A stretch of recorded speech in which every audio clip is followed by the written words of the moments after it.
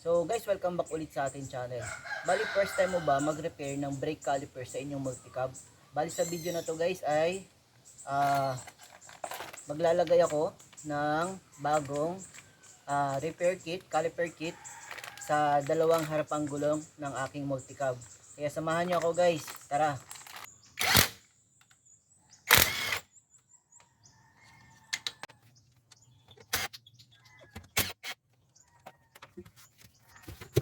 Dito guys, kailangan lang natin ng 14 mm.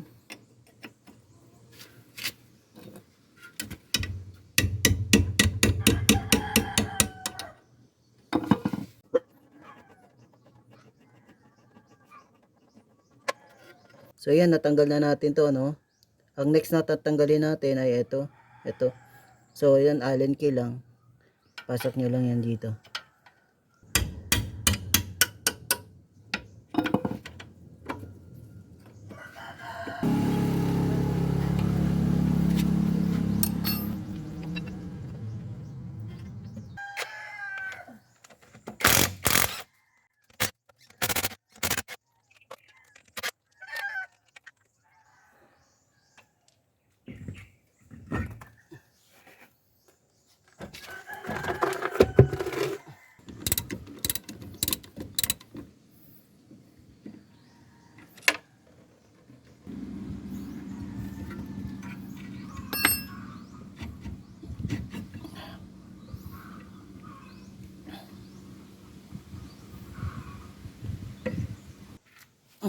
Tapos tanggalin natin to. Ingatan nyo lang to na mawala. Ito. Dalawa yan. Yan. Tapos gamit lang kayo nito. Ayan. Meron siyang number 5. Yan. So kasyang kasya lang yan. Dito. Ayan, kasyang kasya lang. So hindi niya kasi may thread yan eh. So dapat hindi masyadong masikip. Yung sakto lang. Yan. Yan.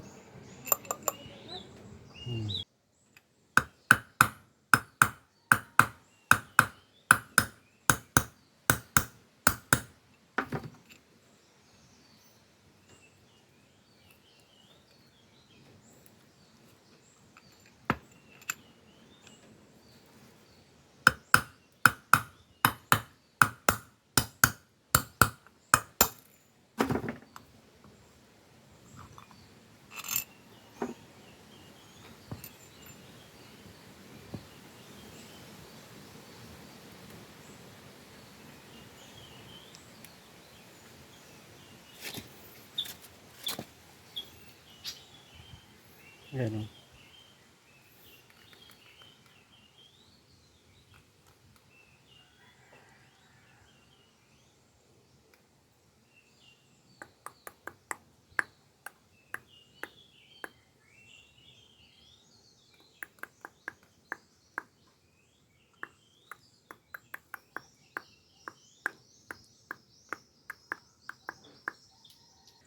So ayun guys, no, kahit bago yung brake booster mo, brake master, brake fluid, tapos hindi naman gumagana yung mga brake calipers o kaya yung mga cylinder.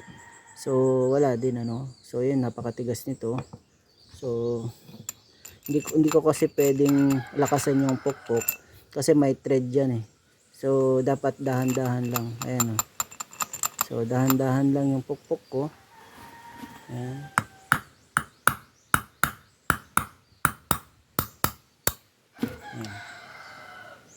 Ayan siya. So ayan, may kalawang na rin, oh.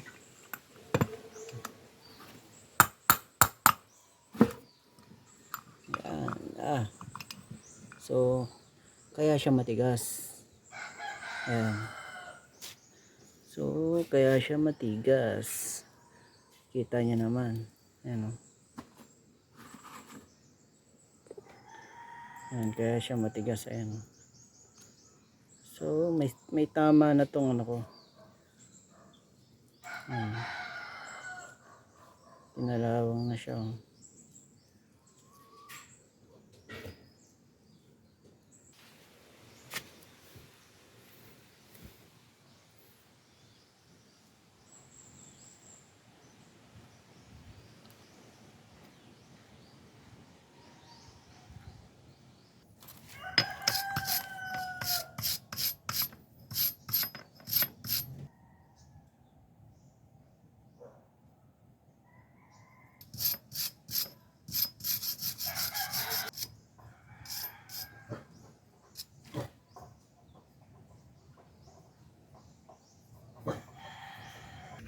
So dito guys, malaki na yung tama ng ating piston, ano. Ayan oh. So ayan. So nag-decide ako na palitan na lang to. Ito. So ito yung ayan. Ayan. So ayan, makinis pa yung dito niya. Ayan. Tapos yung ayan, magkasing size lang sila. Ayan. Magkasing size lang sila. Ayan. So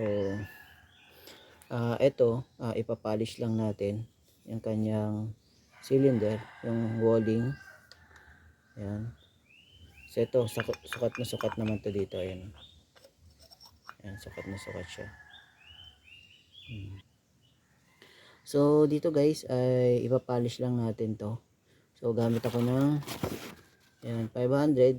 Kung may 1,000 mas maganda. So ipapolish lang natin, then gamit ako nito.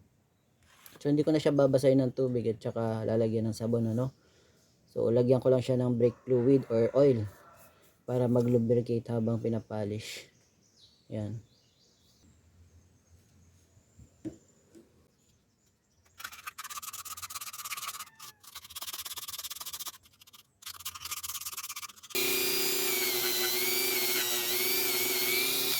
Ito guys ay malambot naman to. Ayan. Malambot naman siya, hindi naman siya yung ano. So,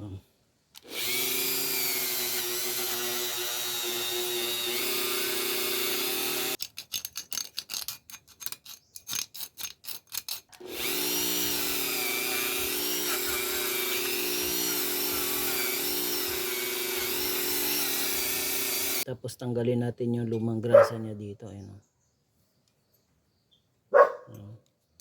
So papalitan na natin to ng bago. So guys, ito yung isa sa mga dapat nyo linisan pag nag-maintain kayo ng inyong brake caliper, ano, yung bleeder. So dapat meron niyang takip dito. Kasi kung wala yung takip, papasok yung dumi dyan. Tapos hahalo, pupunta dun sa ating dito, sa ating brake fluid sa loob ng ating cylinder. So i-check nyo kung hindi siya plug. So yan.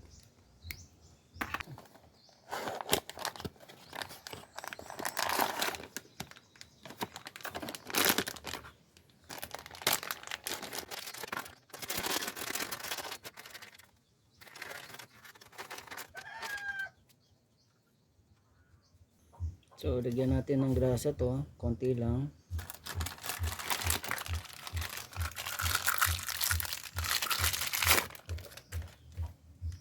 Yan, lagyan lang natin ng konti.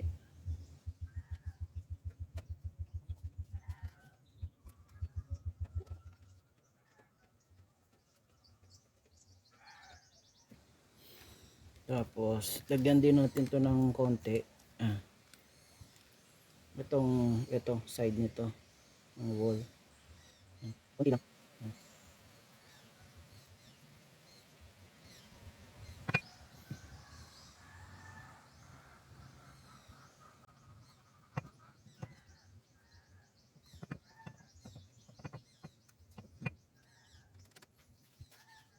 Tapos lagyan natin to guys.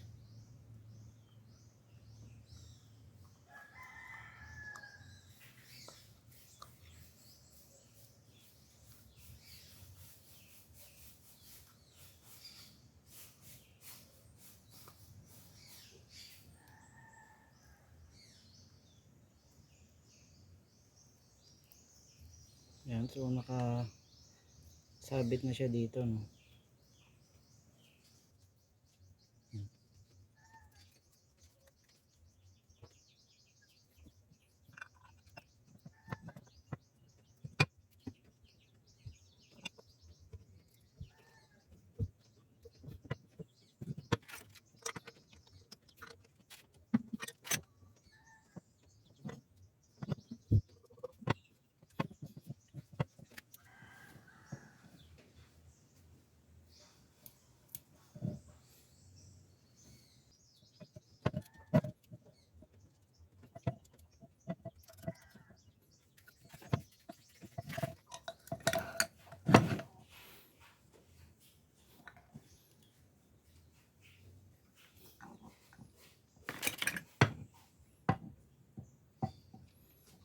So okay na ito. Ayan. Sapat na siya, nakapasok na ito dun sa loob. Ayan. So para hindi masikip mamaya pag kabit ng brake pad, hindi natin ng ganyan.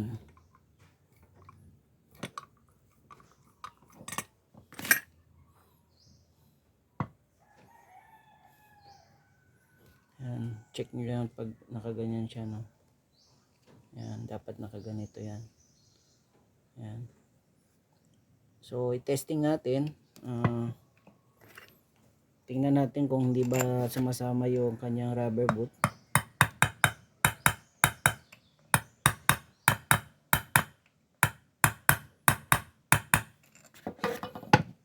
Ayan. So hindi naman sumasama yung rubber boot niya kapag pumunta siya doon. So ito silyado.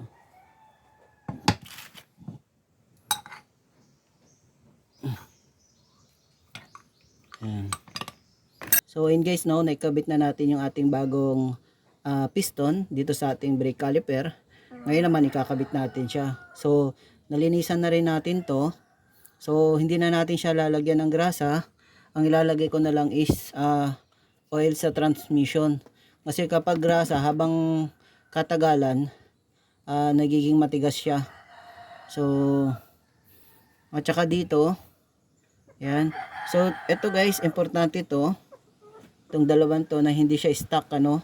Pag stuck kasi ito at hindi nagmo-move dito, may possibility na hindi pantay yung kain ng ating rotor. So mahalaga na nalulubricate din to. Ayan, so ayan, oh. Ayan siya. So eto guys ay magkapantay lang yan sila. So hanggang dito lang yan, oh. Ayan. So pag ano mo yan, ayan, so hanggang dito lang siya, oh. Ayan, hanggang dyan lang talaga siya. Ayan. So importante yan na ito ay hindi stack up, nakakapag-move ito. Ayan. Hindi pwede sabay, dapat ganun ang move, hindi dapat pa ganun lang, no? So dapat pa ganun siya sabay. Ayan. So ito kailangan nyo rin to linisan. Ayan. Linisan nyo rin yan. So kailangan din guys, ito dapat nalilinisan nyo rin to. Ito at saka dito sa taas. Ayan.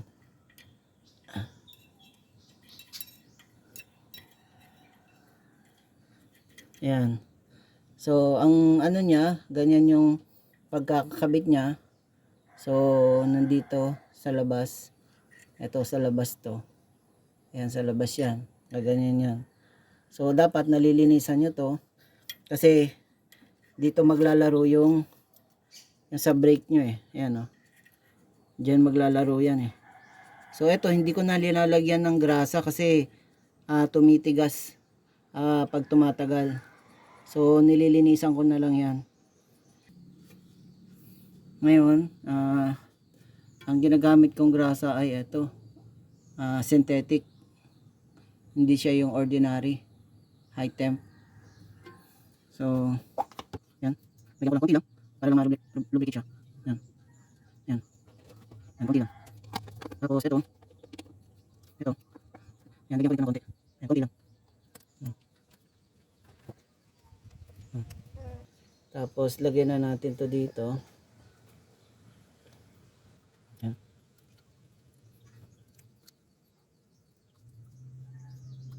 Ayan.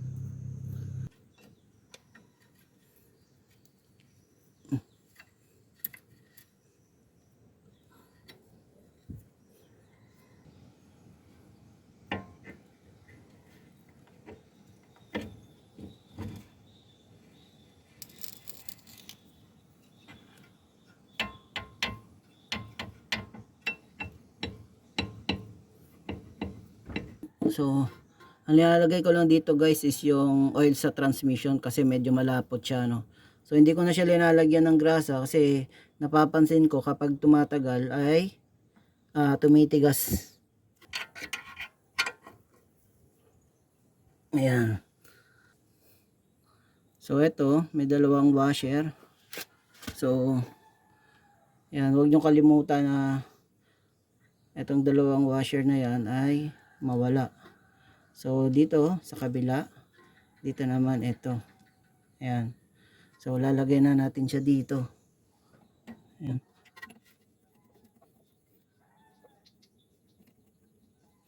So ito 14 mm lang yung ginagamit ko dyan. Ayan.